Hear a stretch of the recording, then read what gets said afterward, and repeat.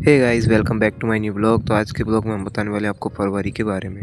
Hey guys, आप सब कैसे हो? आपको सब कुछ ठीक ही होंगे। तो जैसा कि आपको पता है कि फरवरी में भाई ये क्या बोलते हैं, लवर्स लोगों का डे आते हैं कि वैलेंटाइन डे हुआ, हग डे हुआ, चॉकलेट डे हुआ। तो भाई हम सब तो ये चॉकलेट डे वैलेंटाइन डे बनाने वाले नहीं हैं। तो गाइस हम तो सब लोग मिलकर, मतलब मेरे दोस्त लोग मिलकर, मैं तो भाई शिवरात्रि बनाएंगे। तो शिवरात्रि पे भाई हम व्रत भी रहते हैं और शिव भोले बाबा की पूजा भी करते हैं। तो भाई मैं आपको शिवरात्रि के दिन तो भाई अभी तो मैं आया हूँ खेतों पे, तो मैं मेरा ब्लॉग बना रहा हूँ भाई, जो कि मैंने आपको अभी बता ही दिया कि हम तो बनाएंगे शिवरात्रि डे पे, तो हम बनाते नहीं हैं।